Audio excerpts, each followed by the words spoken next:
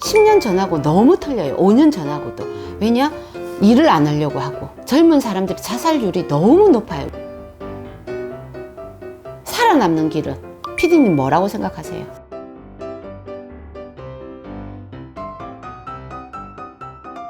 선생님 안녕하세요. 네, 안녕하세요. 오늘은 우리나라가 앞으로 일본과의 관계 좀 어떻게 될까요, 선생님? 자,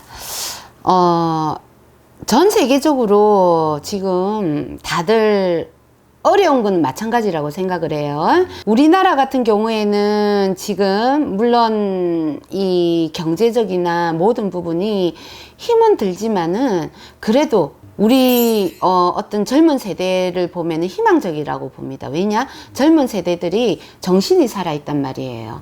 근데 일본 같은 경우에는 지금 학생들, 젊은 사람들을 보면은 10년 전하고 너무 틀려요. 5년 전하고도. 왜냐? 일을 안 하려고 하고 젊은 사람들이 자살률이 너무 높아요. 우리나라보다 더 높다고 볼 수가 있죠. 그렇기 때문에 이 젊은이들을 보면은 그 나라의 미래를 볼 수가 있다고 하는데, 지금 현재 일본으로 보면은 유령 도시가 많고 그리고 젊은 애들이 움직이지를 않는다고 지금 나오거든요. 그리고 일본 같은 경우에는 우리나라와의 관계에 있어서 아직까지는 좋아질 수가 없어요. 왜냐?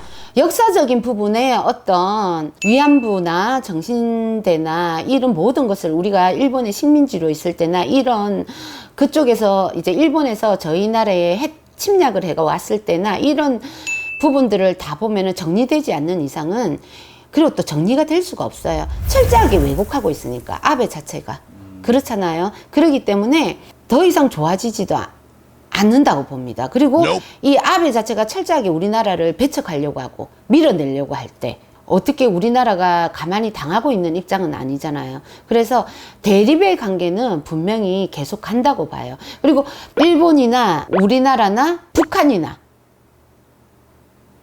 살아남는 길은 피디님 뭐라고 생각하세요?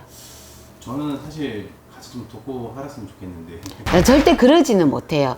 왜냐하면 일본, 우리나라, 북한 삼각형으로 딱 본다고 하면은 누가 미국의 손을 먼저 잡느냐.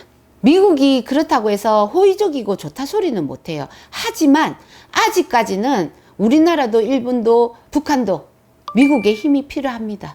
그리고 사람들은 또 한간에 이렇게 이런 설도 나오는데 중국이 망할 거다. 근데 제가 보는 어떤 영적으로 볼 때는 기도를 해보면 중국은 망하지 않아요.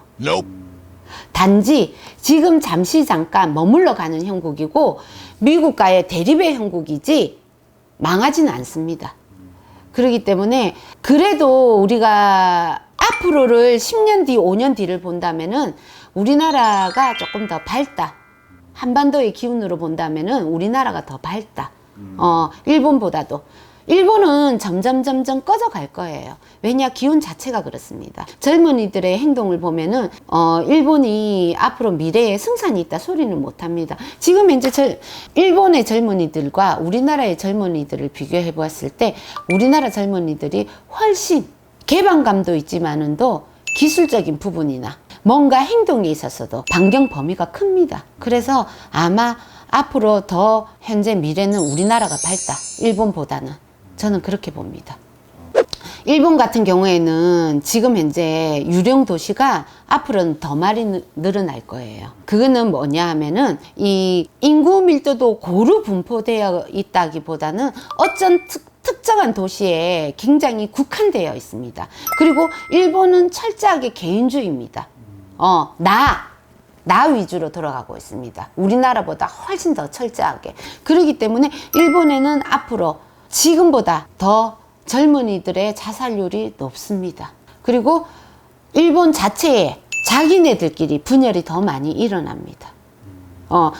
우리나라도 물론 이게 가진 자와 덜 가진 자의 이 골이 굉장히 선이 정확하다고 보지만은 앞으로 일본 같은 경우에는 더 심하다. 그리고 한 가지, 내년에 올 후반 내년 초에 일본에 코로나나 흑사병으로 인하여서 굉장히 바이러스가 심각하다고 볼 수 있습니다. 일본만 집중적으로 심각해질 수가 있는 건가요? 집중적이다기보다는 주변 국가에 비해서 굉장히 심각하다.